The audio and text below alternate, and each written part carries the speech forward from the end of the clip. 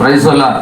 அப்போ என்னையும் என்ன பண்ணுங்க, ஆசீர்வதியும், ஆசீர்வதிங்க அப்படின்னு சொல்லி பார்வோன் கேட்கிறார். இதை குறித்ததான தலைப்பில் உங்களோடு கூட பேச கர்த்தர் கிருபை செய்வாராக. அடுத்தவங்க வாசிக்கலாம். யாத்திராகமத்தின் புத்தகம் 12ஆம் அதிகாரம் 32வது வசனம். வேகமா வாசிங்க பார்க்கலாம்.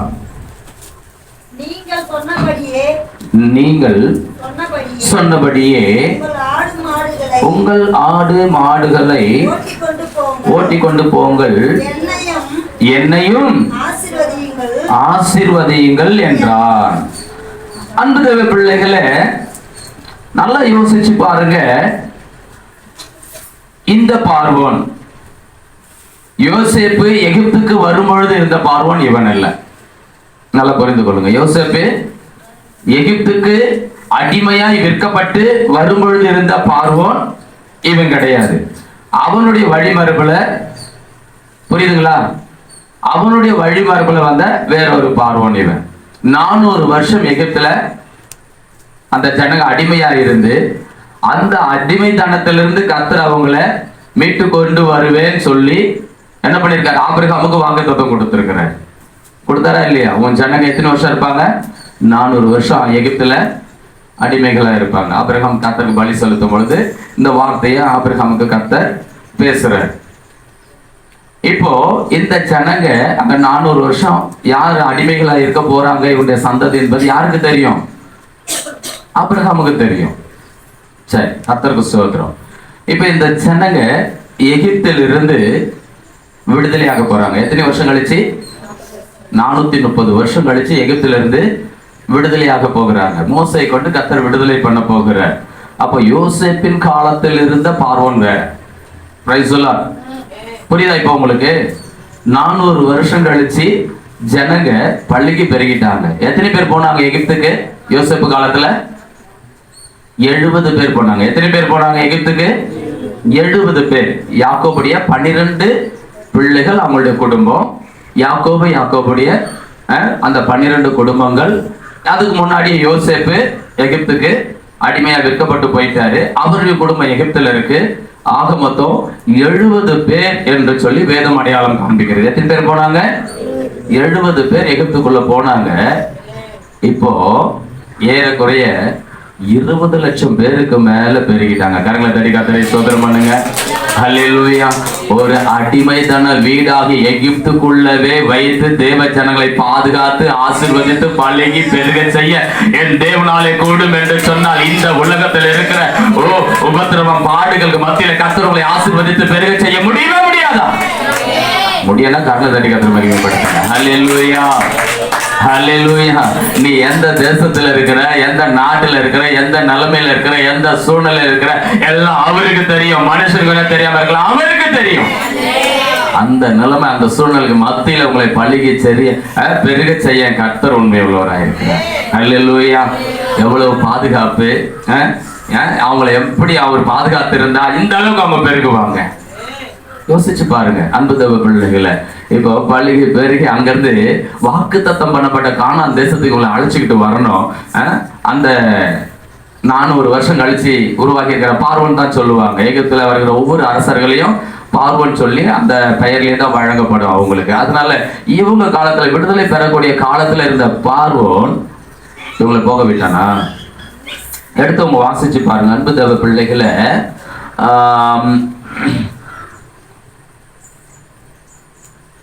யாத்திராகமம் 1:8 அதிகாரத்தை வாசி, 8வது வசனத்தை வாசிங்க. 1ஆம் அதிகாரம் 8, 9 வசனத்தை வாசிங்க. யோசேப்பை அறியாத பார்வோன். இவனை எப்படி அடையாளம் படுத்தது வேதம்?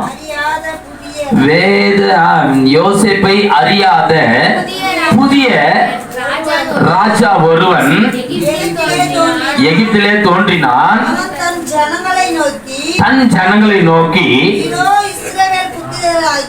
இதோ இஸ்ரவேல் புத்திரராகிய ஜனங்கள் நம்மிலும் ஏராளமான பலத்தவர்களாக இருக்கிறார்கள். அவர்கள் பெருகாதபடிக்கும் ஒரு யுத்தம் உண்டானால் அவர்களும் நம்முடைய பகைஞரோடு கூடி நமக்கு விரோதமாக யுத்தம் பண்ணி தேசத்தை விட்டு புறப்பட்டு போகாதபடிக்கும் நாம் அவர்களை ஒரு உபாயம் பண்ண வேண்டும் என்றால் சொல்லிட்டு இவன் சொல்றான், இந்த ஜனங்களை என்ன பண்றான்? கடினமாய் நடத்துகிறான். நேரம் இல்ல, புரிந்து கொள்ளுங்க அன்பு தேவ பிள்ளைகளை. கடினமாய் நடத்துறான். ஏங்க, இவனுக்கு அடிமை வேலை செய்யறதுக்கு ஆள் இல்லாம போயிடும். இன்னைக்கு சாத்தான் கூட அப்படிதான். உலகத்துல அவனுக்கு வேலை செய்யறவங்க அவனை விட்டு போயிடக்கூடாது என்பதற்காக அவனை அதிகமாய் கடினமாய் நடத்துகிறான். அவர்கள் என்ன பண்றான்? கடினமா நடத்துகிறான். அன்பு தேவ பிள்ளைகளை, இப்ப இவங்க ரட்சிக்கப்பட்டுருவாங்க, இவங்க மீட்பை அடைந்துருவாங்க, இவங்க தேவனிடத்துல சரியான அந்த ரட்சிப்புல போய் சேர்ந்துருவாங்கன்னு ஒருத்தருக்கு தெரிஞ்சதுன்னா அப்பதான் பூதாகாரமா அவன் வாழ்க்கையில பிசாசு பண்ணுவான், எழும்புவான். அன்பு தேவ பிள்ளைகளை, கர்த்தர் அவங்களுக்கு ஜீவனை பெருக செய்யறார். ஏன்? தடவியாகிலும் இவர்கள் என்னை கண்டுபிடித்துக் கொள்ள வேண்டும் என்பதற்காக அவங்களுக்கு ஜீவனை பெருக செய்கிறார். சரி, அது ஒரு பக்கம் இருந்தாலும் அன்பு தேவ பிள்ளைகளை, கர்த்தருடைய கிருபை அது. அப்ப இங்க வேதத்துக்குள்ள நேரம் வந்துருவோம். அன்பு தேவ பிள்ளைகளை, இங்கே யோசேப்பை அறியாத ராஜா இவன் தோன்றி கடினமாய் நடத்தினான். எப்படி நடத்தினான்? அந்த ஜனங்களை கடினமா நடத்தினான். கர்த்தருடைய வார்த்தைக்கு செவி கொடுத்தானா? கர்த்தருடைய வார்த்தையை விசுவாசித்தானா?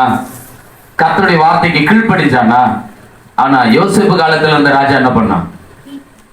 சிறைச்சாலையில இருந்து யோசேப்பை கொண்டு வந்து நிறுத்தினதும் அவனுடைய சொப்பனத்துக்கு அர்த்தத்தை யோசேப்பு சொன்னதும் அப்படி ஆச்சரியப்பட்டு அதிசயப்பட்டு, ஐயோ, என் சொப்பனத்தை அப்படியே சொன்னதும் இல்லாம அதுக்குரிய அர்த்தத்தை சொன்னது மாத்திரமல்லாம அதிலிருந்து எப்படி தப்பித்துக் கொள்ள வேண்டும் என்கின்ற காரியத்தையும் மகாதேவன் இந்த யோசேப்பின் மூலமா என் சொப்பனத்துக்குரிய அர்த்தத்தை சொன்னாரே என்று சொல்லி யோசேப்பை அவன் ராஜ்யத்துல இரண்டாவது பிரதானி, அவனுக்கு அடுத்த ஸ்தானத்துல சிங்காசனத்தில் உட்கார வைத்தான். கர்த்தரை கர்த்தரை ஸ்தோத்திரம் பண்ணுங்க.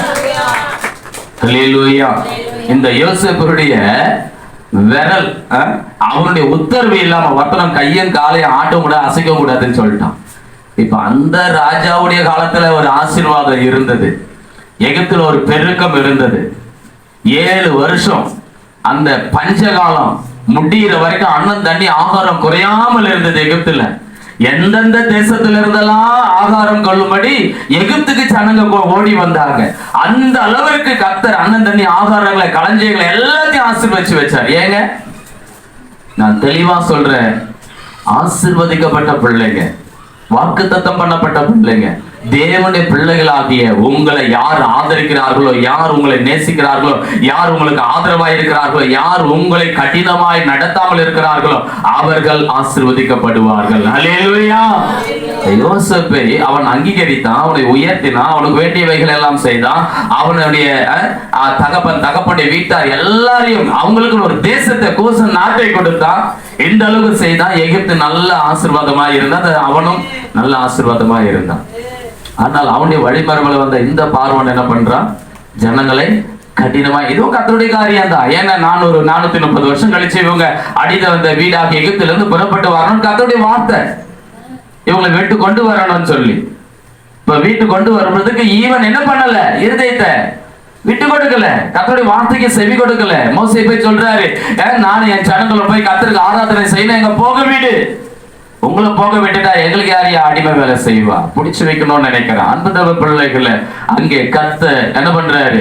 10 வாதைகள் எகிப்துல கட்டளையிட்டார். 10 வாதைகள் எகிப்துக்குள்ள வந்து 10வது வாதைக்கு தான் அவன் செவி கொடுக்கிறான். 10வது வாதை என்ன? தலைச்ச அந்த தலையிச்சு எல்லாம் முதற்பயெல்லாம் செத்து மடியும்.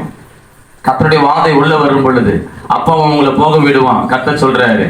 அல்லேலூயா. அந்த வாதை வரும் பொழுது அவன் என்ன பண்றான்? பயந்து நடுங்கி, பெரிய கூக்குரல் எகிப்துல உண்டாகும் பொழுது பயந்து நடுங்கி, ஐயோ என்ன பண்ணுங்க, நீங்க உடனே புறப்பட்டு போய் உங்க ஆடு மாடு மிருக ஜீவன்களாம் கொண்டு போங்க, பலி செலுத்துவதற்கு நீங்க போய் உன்னதமான தேவனுக்கு ஆராதனை செய்யுங்கள் என்று சொல்லி அனுப்பி விடும் பொழுதுதான் இந்த வார்த்தையை சொல்றான். என்ன சொல்றான்? என்னையும் சொல்லுமா, அந்த வார்த்தை என்ன சொல்லுது? என்னையும் ஆசீர்வதியும். ஹல்லேலூயா. நான் தெளிவாய் சொல்லுகிறேன், தேவ பிள்ளைங்க, ஆண்டவராகிய இயேசு கிறிஸ்துவின் ரத்தத்தினால கழுவி மீட்கப்பட்ட பிள்ளைங்க, என்னையும் ஆசீர்வதிங்க ஆண்டவரே, ஜெபிக்க வேண்டிய அவசியம் இல்லை. உன்னை ஆசீர்வதிக்கும்படி தேவன் சித்தமுள்ளவராய் இருக்கிறார். ஹல்லேலூயா. ஆசீர்வாதத்துக்காக நம்ம ஜெபிக்க வேண்டியது இல்லம்மா, இல்லப்பா. கர்த்தர் யாரை முன்குறித்திருக்கிறாரோ, யாரை அழைத்திருக்கிறாரோ, அழைத்திருக்கிறவர், முன்குறித்திருக்கிறவர் உங்களை குறித்து அவருக்கு நல்லா தெரியும். உங்க இஸ்ரவேலரை ஆசீர்வதிப்பதே தேவனுக்கு பிரியமா இருக்கு. உங்களை ஆசீர்வதிக்கிறதாக அவருக்கு தெரியும். நம்ம போய் அவர்கிட்ட போய் என்ன ஆசீர்வதிங்க ஆண்டவரேன்னு சொல்லி கேட்க வேண்டியது இல்லை. அன்பு தேவ பிள்ளைகளை, அங்க வேதம் தெளிவாய் சொல்லுகிறது. ஆமென். யோசேப்பு கேட்டாரா, என்னை ஆசீர்வதிங்க ஆண்டவரே? மோசே கேட்டாரா, என்னை ஆசீர்வதிங்க ஆண்டவரே? ஆபிரகாம் கேட்டாரா, என்னை ஆசீர்வதிங்க ஆண்டவரே? கேட்டாரா? சொல்லுங்க. யாக்கோபு கேட்டாரா? இல்லது ஈசாக்கு கேட்டாரா? Praise the Lord. ஹல்லேலூயா. ஆண்டவரால் அழைக்கப்பட்டு பரிசுத்தமாக்கப்பட்டு ஆமென் நீதிமான்கள் ஆக்கப்பட்டிருக்கிற நாம் ஆசீர்வாதத்தை போய் கெஞ்ச வேண்டிய, ஆசீர்வாதத்தை தேடி ஓட வேண்டிய அவசியம் இல்லை. ஆமென். பொண்ணையும் பொருளையும் காலுக்கு கீழே கொண்டு வந்து கொடுக்க என் இயேசு போதுமானவராக இருக்கிறார். ஹல்லேலூயா. நீ விரும்புகிற நீதிமான் விரும்புகிறவனுக்கு கொடுக்கப்படுங்க. ஹல்லேலூயா. ஆண்டவரே, நான் வெட்கப்பட்டு போக கூடாது, பணம் உண்மையே வெட்கப்பட்டு போக கூடாது, வெட்கப்பட்டு போகாது. கர்த்தர் அப்படி நடத்துவாரு. அப்ப இங்க வேதம் மிக அழகா சொல்லுது. அன்பு தேவ பிள்ளைகளே, அங்கே ஆதியாகமம் 39:5 வாசிச்சு பாருங்க. அங்கே யோசேப்பு எகிப்துல கொண்டு வரும் பொழுது அவன் அந்த எஜமானன் என்ன பண்றான்? சீக்கிரமா செய்யுமா. 39:5 அவனை தன் வீட்டுக்கு எல்லாவற்றுக்கும் விசாரணைக்காரனாக மேற்பார்வையனாக வைத்தது முதற்கொண்டு கர்த்தர் யோசேப்பின் நிமித்தம் அந்த எகிப்தின் வீட்டை ஆசீர்வதித்தார். ஹல்லேலூயா. ஆமென் சொல்ல மாட்டீங்களா? ஓ நிமித்தத்தை தான் அவங்க கூட இருக்கிறவங்களுக்கு ஆசீர்வாதம். நம்ம நினைச்சுக்கிறோம் அவங்க நிமித்தம் நமக்கு ஆசீர்வாதம், இவங்க நிமித்தம் அந்த ஆசீர்வாதம். சில பேர் சொல்லுவாங்க, இந்த ராஜா வந்தா, அந்த ராஜா, எந்த ராஜா வந்தாலும் எந்த மனுஷன் வந்தாலும் உன்னை ஆசீர்வதிக்கிறவர் கர்த்தர். ஜெபிக்கிற உன்னால தான், ஆமென், உன் நிமித்தம் தான் உன் தேசம், உன் பட்டணம் எல்லாம் ஆசீர்வாதமாய் இருக்கும். ஹல்லேலூயா. ஒரு தேவ பிள்ளை ஒரே ஒரு யோசேப்பு நிமித்தம் எகிப்துடைய அந்த மனிதனுடைய வீடு ஆசீர்வதிக்கப்பட்டது. அந்த மனித நிமித்தம் எகிப்து தேசமே ஆசீர்வதிக்கப்பட்டது. ஆமாவா இல்லையா? அப்ப உங்க நிமித்தம் கர்த்தர் ஆசீர்வாதத்தை வச்சிருக்கிறாரு. நீங்கள் ஆசீர்வாதத்தின் பாத்திரவான்களாய் இருக்கிறீர்கள். ஆமாவா இல்லையா? சொல்லுங்க. ஆமா சொல்லுங்க. ஹல்லேலூயா. இல்லன்னா இல்ல சொல்லுங்க. ஆமானா ஆமா சொல்லுங்க. நீங்கள் ஆசீர்வதிக்கப்பட்டவர்கள். ஹல்லேலூயா. ஆமென். அங்க சவுல் சொல்லுவாரு தாவீதை பார்த்து, தாவீதே, நீ ஆசீர்வதிக்கப்பட்டவன், நீ பெரிய காரியங்களை செய்வாய். ஹல்லேலூயா. ஆசீர்வதிக்கப்பட்டவன் தான் பெரிய காரியங்களை செய்ய முடியும் தேவனால. கோரேசை குறித்து வேதம் சொல்லுகிறது. கோரேஸ் அவன் என் கையின் பலன், அவன் என்னுடைய ஊழியக்காரன். ஆனா பாத்தீங்கன்னா கோரேஸ் புறஜாதி ராஜா. ஹல்லேலூயா. ஆமென். அமெரிக்காவா இருக்கட்டும், லண்டனா இருக்கட்டும், எந்த கிறிஸ்துவ நாடுகளா இருக்கட்டும், நமக்கு மதங்கள் முக்கியம் அல்ல. Price the Lord. கர்த்தர் ஆசீர்வதிக்கணும்னு நினைச்சிட்டாருன்னா ஒரு கோரேசை கொண்டு தேவன் தேவ ஜனங்களை, தேவனுடைய தேசத்தை கர்த்தர் ஆசீர்வதித்தார். ஹல்லேலூயா. எங்க இருந்து போச்சா? கோரேஸ் கிட்ட இருந்து போச்சா. ஆமென். தேவனுடைய ஆலயத்துக்கு ஆசீர்வாதங்கள். அன்பு தேவ பிள்ளைகளை, நம்ம இருக்கிற தேசம் தாங்க நமக்கு சொந்தம். நம்ம பிறந்த இந்த மண்ணு தான் நமக்கு சொந்தம். இந்த தேசத்தை யார் ஆளுகை செய்தாலும், இந்த தேசத்துல கர்த்தர் ஆளுகையில யாரை வைத்திருந்தாலும் கர்த்தர் அவங்க உள்ளத்துல பேசுவார். ஏன்னா நம்ம இந்த தேசத்துக்குரியவங்க. அவன் நம்மை ஆளக்கூடிய நம்முடைய தலைவர்களை கொண்டு கர்த்தர் நம்மளை ஆசீர்வதிக்க போதுமானவராக இருக்கிறார். ஹல்லேலூயா. நமக்கு எந்த வெள்ளை காக்கா வந்து போடணும்னு அவசியம் இல்லை. நம்ம தேசத்துல இருக்கிற கருப்பு காக்காக்களை வச்சே கர்த்தர் நம்மளை ஆசீர்வதிப்பார். ஆமாவா இல்லையா? கோரேசை கொண்டு கர்த்தர் தேவ ஜனங்களை ஆசீர்வதித்தார். ஆமென். அதனால ஆசீர்வாதத்துக்காக நம்ம அங்க இங்க எதையும் பார்க்க வேண்டியது இல்லை. நம்ம பார்க்க வேண்டியதெல்லாம் சங்கீதம் 121 தான். ஹல்லேலூயா. Praise the Lord. வசனத்தை டக்குன்னு சொல்லுங்க. 121 தான் நம்ம பார்க்க வேண்டியது. ஆமென். Price the Lord. என் கண்களை நான் எங்க ஏறெடுப்பேன்? வானத்தையும் பூமியையும் உண்டாக்கின கர்த்தரிடத்திலிருந்து எனக்கு ஒத்தாசை வரும். என் கண்களை ஏறெடுப்பேன். அவருடைய பர்வதத்துக்கு நேரம் கண்களை ஏறெடுப்பேன். அப்பதான் எனக்கு வானத்து பூமியில இருந்து அவன் உன்னதத்துல இருந்து எனக்கு ஆசீர்வாதம் வரையா. அங்கதான் ஆசீர்வாதம் வரணும். நம்ம என்ன பண்றோம்? 4 திசையை பார்த்துட்டு இல்ல இல்ல இல்ல. அருமையா சாட்சி சொன்னார் ஐயா. ஆமென். நான் அவரை பார்த்தேன், கண்ணீரோட பார்த்தேன், என் முகம் வைக்கப்பட்டு போகல கர்த்தர். அப்போ அங்க பாத்தீங்கன்னா இங்க எழுப்புவாரு ஆண்டவர். ஆமென். உனக்கு உதவி எழுப்புவாரு, ஒத்தாசை எழுப்புவாரு. அவன் உன்னை தைரியப்படுத்தல் எழுப்புவாரு. உனக்கு எல்லா விதத்திலும் 4 திசையில இருந்து உன்னுடைய நன்மைகள் கடந்து உங்ககிட்ட வரும். நம்ம அங்க பாக்குற வரைக்கும், எங்க பாக்குற வரைக்கும், மேல பார்த்தோம்னா கீழே ஆசீர்வாதம். நம்ம எப்ப கீழே பாக்குறோமோ அப்ப மேல ஆசீர்வாதம் அங்கிருந்து கட்டளையிட்டாதான் இங்க வரும். பிரைஸ் எல்லாம். அப்ப தெளிவாய் புரிந்து கொள்ள அன்பு தேவ பிள்ளைகளே, அவன் அந்த யோசேப்புக்கு அவன் சுதந்திரம் கொடுக்கும் பொழுது கர்த்தர் யோசேப்பின் நிமித்தம் அவன் வீட்டை, அந்த எகிப்தியனுடைய வீட்டை ஆசீர்வதிச்சார். ஹல்லேலூயா. ஒரு தேவ பிள்ளைகளுக்கு அவன் ஆசீர்வாதமே எங்க இருக்குதுனாக்கா, அவன் இந்த உலகத்துல தான் இருக்கு. ஆனா அது அவன் நமக்கு கட்டளையிடுற இடம் அங்க இருந்தா உன்னதத்துல இருந்துதான் வருகிறது. அன்பு தேவ பிள்ளைகளே, அப்ப இங்க வேதம் சொல்லுகிறது, அன்பு தேவ பிள்ளைகளே, அவன் என்னையும் ஆசீர்வதிக்க அவன் சொல்றான். அவன் சொன்னவன் ஆசீர்வதிக்கப்படல. ஏன் ஆசீர்வதிக்கப்படல? அவனும் அவனுடைய ராணுவம் எங்க மாண்டது? செங்கடல மாண்டதுங்க. செங்கடல் ரெண்டாக பிளந்து அவன் இஸ்ரவேல் ஜனங்களை கர்த்தர் நடத்தும் பொழுது அந்த செங்கடலுக்கு மத்தியில் அவர்களை சிறைப்பிடிப்பேன், அடிமைப்படுத்துவேன் என்று சொன்ன பார்வோனுடைய கூட்டம், அவன் ரதங்கள் எல்லாம் என்னவாயிடுச்சு? தண்ணிக்குள்ள கடல் சமுத்திரத்தை மூடி போட்டது, மாண்டு போனாங்க. ஹல்லேலூயா. அன்பு தேவ பிள்ளைகளே, எங்களையும் ஆசீர்வதியும் சொல் கேட்கிறான். கேட்ட இவன் ஆசீர்வதிக்கப்படல. ஹல்லேலூயா. ஏற்கனவே இருந்த பார்வோன் எங்களை ஆசீர்வதிங்கன்னு அவன் கேட்கல, ஆனால் அவன் ஆசீர்வதிக்கப்பட்டவனாய் இருந்தான். ஏன்? பிரைஸ் சொல்லான். ஹல்லேலூயா. உன்னை தொடுகிறவன் என் கண்மணியை தொடுகிறான். உன்னை ஆசீர்வதிக்கிறவன் ஆசீர்வதிக்கப்பட்டிருப்பான், உன்னை சபிக்கிறவன் சபிக்கப்பட்டிருப்பான். இது ஆதியாகமம் 12ல தேவன் ஆபிரகாமுக்கு கொடுத்த வாக்குத்தத்தம். ஆமென். அந்த வாக்குத்தத்தத்துக்கு சுதந்திரவாளிகள் நம்ம. அப்ப நம்மை நேசித்து நம்மை ஆசீர்வதித்து நமக்கு ஆதரவா இருக்கிற யாரா இருந்தாலும் அவங்க ஆசீர்வதிக்கப்பட்டு இருப்பாங்க. கர்த்தரை ஸ்தோத்திரம் பண்ணுங்க. நீங்களும் ஆசீர்வதிக்கப்பட்டு இருப்பீர்கள். நீங்க ஆசீர்வாதத்துக்கு பாத்துருவாங்க. முதல்ல நல்லா இங்க சிந்தையில ஏற்றி கொள்ளுங்க, நான் ஆசீர்வாதத்துக்கு பாத்திருவான். ஏன்னா இஸ்ரவேலை ஆசீர்வதிப்பது தேவனுக்கு பிரியம். ஹல்லேலூயா. அங்க வேதம் இன்னும் அழகாய் சொல்லுகிறது. ஆதியாகமம் 27:34 38 வரைக்கும் சொல்லுது. ஆதியாகமம் 27 சீக்கிரம் எடுத்தவங்க வாசிக்கலாம். அதுல 34 வாசிங்க. ஏசா தன் தகப்பனுடைய வார்த்தைகளை கேட்டவுடனே உரத்த சத்தமிட்டு அவன் தன் தகப்பனை நோக்கி, என் தகப்பனே என்னையும் ஆசீர்வதியும் என்று. ஹல்லேலூயா. ஒரு பிள்ளை தகப்பங்கிட்ட போயிட்டு அப்பா என்னை ஆசீர்வதிப்பான்னு சொல்லி கெஞ்ச வேண்டிய ஒரு நிலைமை, இதை விட ஒரு பரிதாபம் வேற எதுவும் இல்லை. நான் அப்படிதான் சொல்லுவேன். அப்பா கிட்ட பிள்ளை எப்படி கேட்காங்க, அப்பா எனக்கு இது வேணும்பா அது வேணும்பான்னு கேட்குமா? பிரைஸ் சொல்ல. அழுது கூட கேட்கும் குழந்தைங்க. ஹல்லேலூயா. பிரைஸ். ஆனா என்ன கேட்காது? ஹல்லேலூயா. புரியும்னு நினைக்கிறேன் உங்களுக்கு. அப்படி கேட்காது. என்னையும் அப்படி கேட்காது, எனக்கு வேணும் அப்படி கேட்கறது வேற. எனக்கு இது தேவை வாங்கி கொடுங்கன்னு அழறது வேற. என்னையோன்றது பேரு அது பிள்ளைக்கும் நமக்கும் இருக்கிற ஹல்லேலூயா உறவா. யோசிச்சு பாருங்க. அப்ப அந்த இடத்துல ஏதோ ஒரு விரிசல்.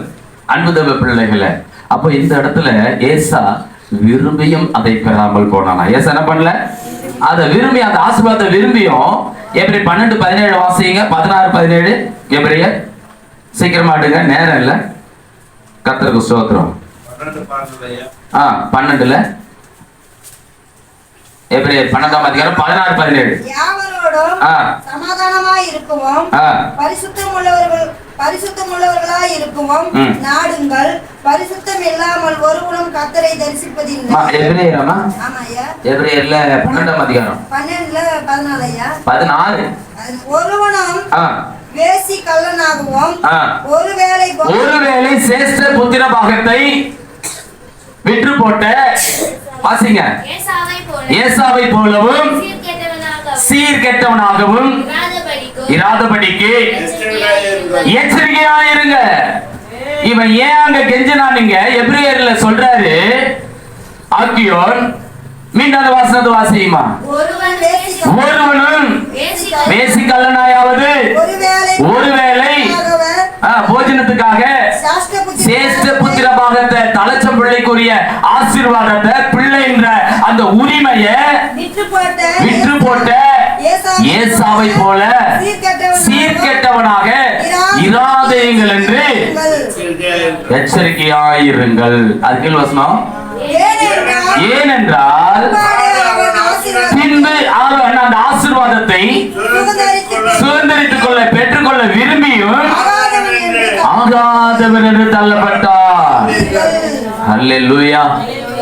நல்லா புரிந்து கொள்ளுங்க அன்பு தேவ பிள்ளைகளை. ரொம்ப ஒரு ஆழமான சத்தியத்தை கர்த்தர் கொடுத்து அனுப்பிச்சாரு. நேரம் தான் இல்லாம போச்சு. கர்த்தருக்கு ஸ்தோத்திரம். அல்லேலூயா. அன்பு தேவ பிள்ளைகளை, அப்போ தெளிவாய் வேதம் சொல்லுகிறது, ஒருவேளை சாப்பாட்டுக்காக சேஷ்ட புத்திர பாகத்தை, இன்னைக்கு நிறைய பிள்ளைங்க அப்படிதான், அப்பாவை திட்டும், அம்மாவை திட்டும், எடுத்தறிஞ்சு பேசும், மனநோவடிக்கும். எத்தனை பிள்ளைங்களுடைய வாழ்க்கை இன்னைக்கு கண்ணீரும் கவலையுமா இருக்குது. அதுக்கெல்லாம் காரணம் என்னன்னா பெற்றவங்களை அவமதிக்கிறது. அல்லேலூயா. உங்களுக்கு புரியல? பெற்றவங்க நம்ம மனம் குளிர் ஆசீர்வதிச்சாதான் மாதா வைரறிய வாழா ஒரு காலம். பழமொழி இருக்கா இல்லையா? நம்ம நாட்டுல இருக்கிற பழமொழி தான். அப்போ ஒரு தாய் தன் பிள்ளைய மனதார ஆசீர்வதிக்கணுங்க, ஆசீர்வதிக்கணும். அந்த பிள்ளைங்க அந்த ஆசீர்வாதத்துக்கு பாத்திரமா இருக்கணும். வேதம் சொல்லுதுல, நீங்க எடுத்து பாருங்க, மத்தேயு 10ஆம் அதிகாரம் 12-13 டக்குன்னு எடுத்து வாசிச்சு பாருங்க. நீ எந்த வீட்டுக்கு போனாலும் அந்த வீட்டை ஆசீர்வதித்து வாழ்த்து. நீ கூறின ஆசீர்வாதம் அந்த வீட்டுல தங்கணும்னா, அந்த சமாதானம் தங்கணும்னா, அந்த வீடு உன்னுடைய சமாதானத்துக்கு ஆசீர்வாதத்துக்கு பாத்திரமா இருக்கணும். வாசிமா. வீட்டுக்குள் பிரவேசிக்கும் பொழுது அதை வாழ்த்துங்கள். அந்த வீடு பாத்திரமா இருந்தால் நீங்கள் கூறின சமாதானம் ஆசீர்வாதம் அவர்கள் மேல வரக்கடுவது அபாத்திரமா. அந்த ஆசீர்வாதத்துக்கு அந்த சமாதானத்துக்கு அவங்க பாத்திரம் இல்லாமல் இருந்தா நீங்கள் கூறின சமாதானம் உங்ககிட்டே திரும்பி வந்துடும். அல்லேலூயா. 1000 பேர்கிட்ட போய் தலை கொடுத்துட்டு 1000 பேர்கிட்ட போய் தீர்க்கதரிசனம் கேட்டுக்கிட்டு தேவையில்லை. பிரைஸ் சொல்லார். அல்லேலூயா. நமக்கு தெரியணும் நான் ஆசீர்வாதத்துக்கு பாத்திரவானா இல்லையா.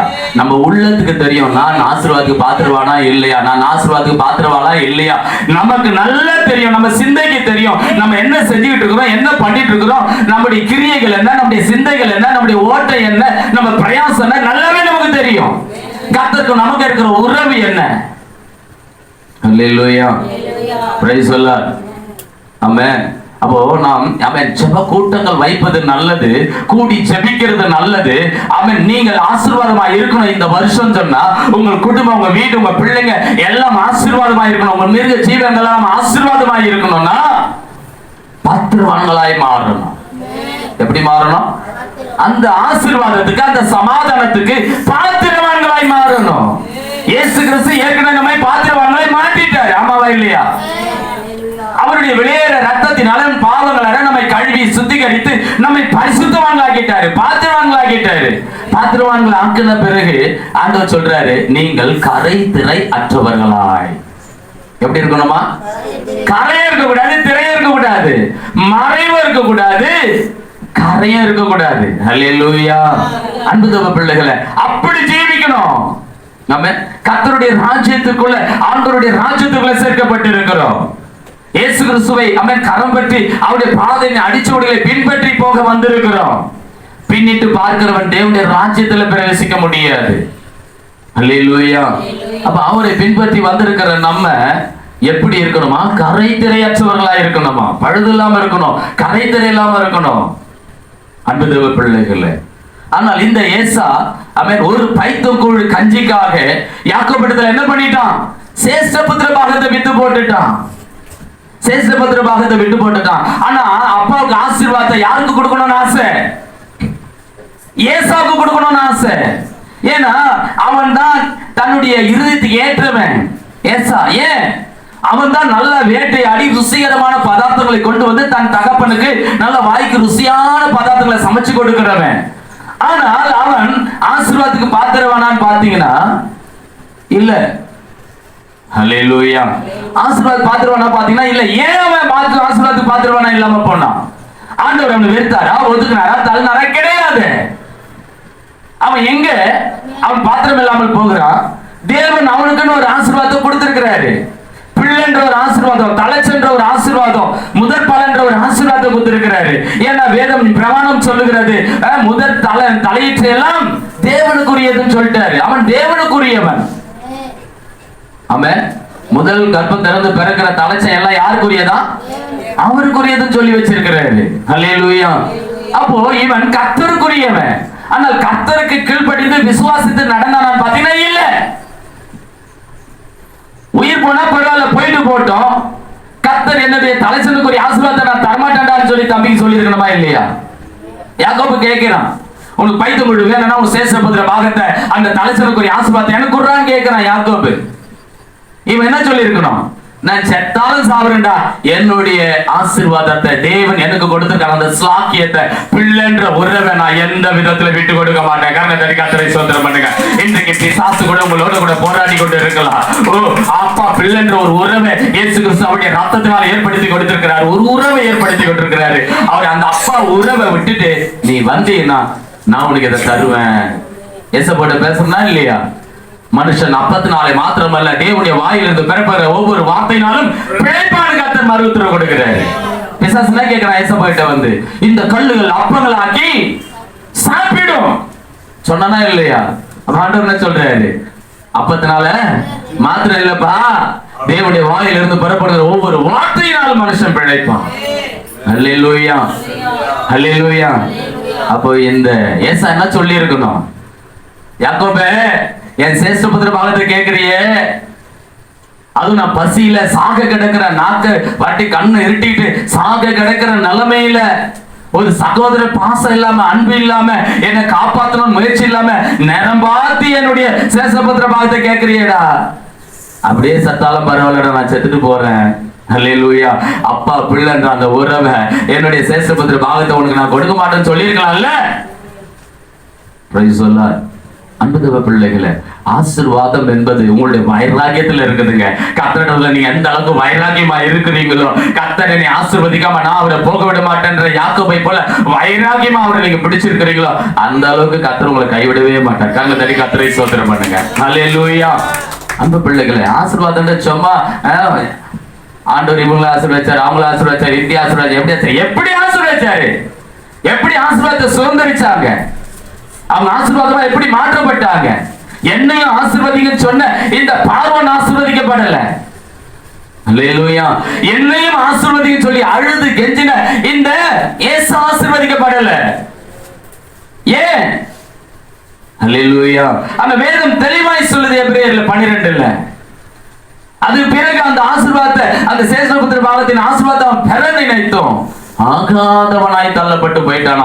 ஏன்னா அலட்சியம். இன்னைக்கு ரட்சிப்பை இன்னைக்கு அலட்சியப்படுத்திட்டு இருக்கிறோம். ஏசாவை போல தேவன் ரட்சிப்பை அவருடைய வெளியேறப்பட்ட ரத்தத்தினால இலவசமாய் நமக்கு கொடுத்திருக்கிறாரு. இலவசமா கொடுத்திருக்கிறாரு. நம்மளோ அதை நம்முடைய பொல்லாத சிந்தைகளினாலே உலகத்தின் காரியங்களுக்காக பிசாசுகளை இன்னைக்கு விற்று போட்டு கொண்டிருக்கிறவர்களாய் இருக்கிறோம் அநேகர். ஹல்லேலூயா. புரியுதுங்க? கர்த்தருக்கு ஸ்தோத்திரம். இன்னைக்கு தேவையில்லாத காரியங்களுக்காக அபிஷேகத்தை, ரட்சிப்பை இன்னைக்கு நிறைய கிறிஸ்தவர்கள் இழந்துட்டு இருக்கிறோம். ஆமென்.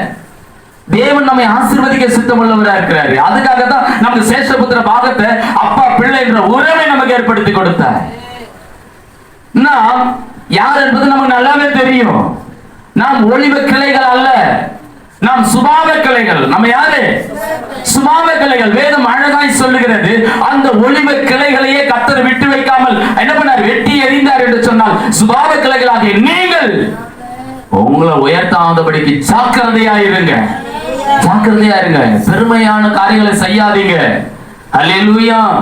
வஞ்சகமான காரியங்களை செய்யாதீங்க. கரை தரை திரை இல்லாம கர்த்தர் முன்பாக பயத்தோட நடுக்கொடுத்து தாழ்மையுடனே நடந்துக்குங்க.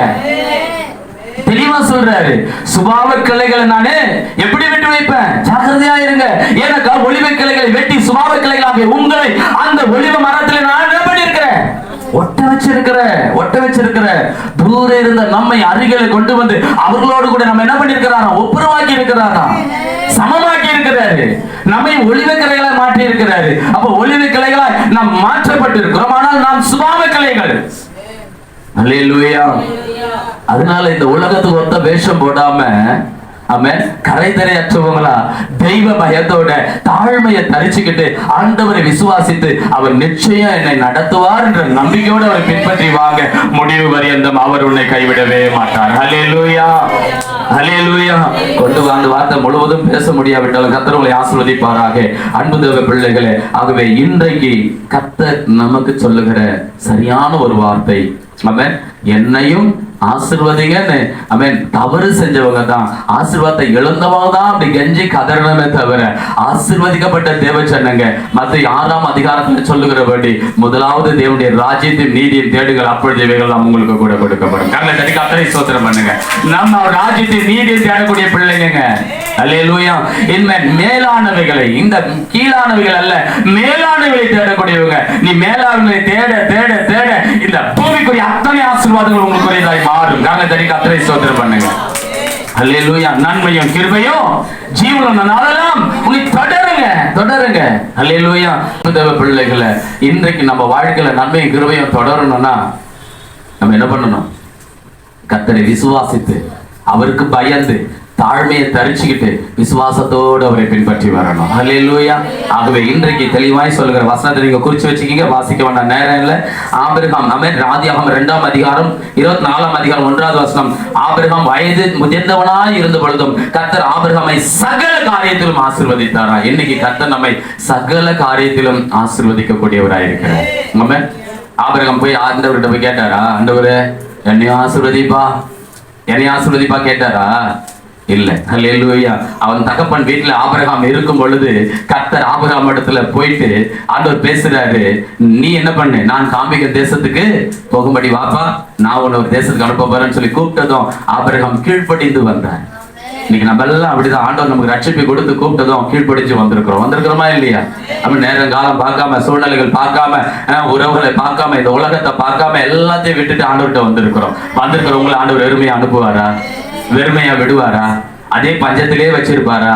அதே வியாதி விளைவுகளே வச்சிருப்பாரா? யோசிச்சு பாருங்க. ஒரு மாற்றம் வருமா வராதா? அப்ப வரலன்னா என்ன காரணம்? இன்னும் நான் கர்த்தரை இன்னும் அறிந்து கொள்ளல, இன்னும் அவரை நான் நல்லா விசுவாசிக்கல, இன்னும் நான் அவரை நம்பல. அல்லேலூயா. ஆமென். அவர் நம்பத்தக்க கண்மலை. அவரை இன்னும் நீங்க நம்ப ஆரம்பிச்சிட்டீங்கன்னா, அவரை விசுவாசிக்க ஆரம்பிச்சிட்டீங்கன்னா, அவருக்குள்ள தாழ்மையா அவருடைய வார்த்தைகளை, அவருடைய வாக்குகளை நீங்க விசுவாசிக்க ஆரம்பிச்சீங்கன்னா, கர்த்தர் அவர் சொல்லியபடியே உங்களை ஆசீர்வதிப்பார். அல்லேலூயா. அன்பு தேவ பிள்ளைகளை, வேதம் மிக அழகாய் சொல்லுகிறது. ஆமென். அங்கே வேதம் அழகாய் சொல்லுகிறது. ஆமென். இதோ ஆசீர்வதிக்க கட்டளை பெற்றேன், அவர் ஆசீர்வதிக்கிறார், நான் அதை திருப்ப கூடாது. அவர் ஆசீர்வதிக்கிறார், நான் என்ன பண்ணக்கூடாது? அதை திருப்ப கூடாது. பிள்ளையாம் சொல்றாங்க, ஒரு பேயோரை தீர்க்கதரிசி சொல்றான், நீங்கள் ஆசீர்வதிக்கப்பட்டவர்கள், இந்த ஜனங்கள் ஆசீர்வதிக்கப்பட்டவர்கள், இவர்கள் ஆசீர்வதிக்கப்பட்டதுனால அவர் ஆசீர்வதிச்சிருக்கிறாரு, அந்த ஆசீர்வாதத்தை நான் திருப்ப கூடாது. எந்த மனுஷனும் ஆசீர்வாதத்தை திருப்பவே முடியாது. முதல்ல நல்லா ஞாபகம் வச்சுக்கோங்க. இன்னைக்கு நம்ம எத்ததுக்கெல்லாம் அவன் இப்படி பண்ணிட்டான், இவன் அப்படி பண்ணிட்டான், நல்லா பசன்னு வந்த, திடீர்னு பார்த்தா என் குடும்பம் இப்படி போயிருச்சு, என் கை பிரயாசம் போயிருச்சு, என் வருமானம் போயிருச்சு, அவன் பண்ணிருப்பானோ இவன் பண்ணிருப்பானோ. யாரு எவரும் பண்ணவே தேவையில்லை. உன் வாய் வார்த்தை தான் எல்லாத்தையும் பண்ணி நிக்குது. எது பேர் புரியுது? புரிஞ்சவங்க ஆமென் சொல்லுவாங்க. உன் வாயின் வார்த்தையினாலே சிக்குண்டாய். உன் வாயின் வார்த்தை இல்லாத ஒண்ணு. ஏன்னா வேதம் என்னாகும் 23:23 சொல்லுகிறது, இஸ்ரவேலுக்கு விரோதமான மந்திரங்களை, யாக்கோபுக்கு விரோதமான குறி சொல்லுதல் இல்ல. நீ என்றைக்கு இயேசு ரத்தத்தால் கழுவப்பட்டு மீட்கப்பட்டாயோ அப்பொழுதே கர்த்தருடைய ரத்தம் உன் மேல இருக்கிறது. அவர் உன்னை கழுவி சுத்திகரித்து வச்சிருக்கிறார். அதுக்கு பிறகு என்ன மந்திரம் மாதிரிகம் எதுவும் உன்னை ஒண்ணும் செய்ய முடியாது. அது மீறி வந்து ஒண்ணு செய்யுதுன்னா என்ன செய்யுதுன்னா, உன் வாய் வார்த்தை இப்படி இருக்குமோ, அப்படி இருக்குமோ, அவங்களா இருக்குமோ, இவங்களா இருக்குமோ, எவங்களாலையும் ஒண்ணு உன்னை செய்யவே முடியாது. நல்லாவே பிசாசுக்கு தெரியும். அல்லேலூயா. பிள்ளையாமுக்கு தெரியும். ஆமென். உங்களை சபிக்கவோ உங்களை ஒண்ணும் செய்ய முடியாதுன்னு யாருக்கு தெரியும்னா, இவர்களை சபிக்கும்படி உங்களுக்கு விரோதமாய் செய்வனை பண்ணும்படி அழைத்து கொண்டு வரப்பட்ட பிள்ளையாமுக்கு தெரியும். இவங்களை சபிக்கும்படி கொண்டு வரப்பட்ட பிள்ளையாமுக்கு தெரியும். அதனாலதான் அவன் கடைசி ஸ்டேட்மெண்ட் சொல்லிட்டான், அவர் ஆசீர்வதித்து இருக்க அந்த ஆசீர்வாதத்தை திருப்ப என்னால கூடாதியா. இவங்க ஆசீர்வதிக்கப்பட்ட ஜனங்கள். அல்லேலூயா. சொல்லிட்டான், ஒரு வார்த்தை சொல்லிட்டு போயிட்டான் கடைசியா பாலாக் கிட்ட, இந்த ஜனங்களை நம்மளால ஒண்ணும் செய்ய முடியாது.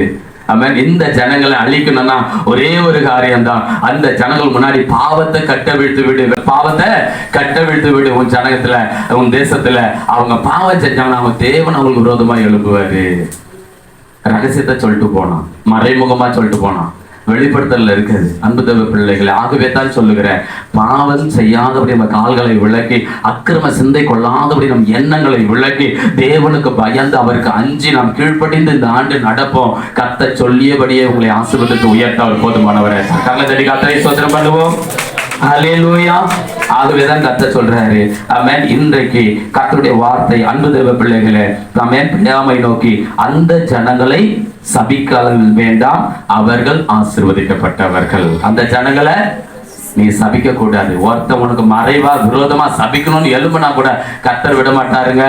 தூக்கத்துல லாபானை எழுப்பி மிரட்டாரு ஆண்டவர். லாபான யாக்கோபு விரோதமா ஒன்னும் செய்யக்கூடாது நீ. அல்லேலூயா. அவன் என் பிள்ளை, ஆசீர்வதிக்கப்பட்ட மகன், ஆசீர்வதிக்கப்பட்ட மகன். அவன் ஒண்ணு நீ டச் பண்ண கூடாதுன்னு லாபான் கிட்ட ஆண்டவர் பேசுற. லாபான் சொல்றால, நேற்று தினம் கர்த்தர் இரவில சொப்பனத்துல என்னோடு கூட தோன்றி உனக்கு ஒரு தீங்க செய்யக்கூடாதுன்னு என்ன பயமுறுத்திட்டாரு. எனக்கு செய்யறதுக்கு வல்லமை இருக்கு, ஆனா செய்ய முடியல. கர்த்தர் என் கையை கட்டி போட்டாரு. உனக்கு விரோதமா எழுப்புற ஆயுதங்கள் எல்லாம் வாய்க்காமல் போகும். கர்த்தர் எல்லாத்தையும் கட்டி நிர்மூலமாக்குவார். உனக்கு விரோதமா ஒண்ணுமே எழுப்பாது. தைரியமா இருங்க, விசுவாசமா இருங்க, நம்பி போங்க. கர்த்தர் உங்க கூட இருக்கிறார். கண்ணை தடி கர்த்தரை ஸ்தோத்திரம் பண்ணுங்க. முழங்கால் படிடுவோம்.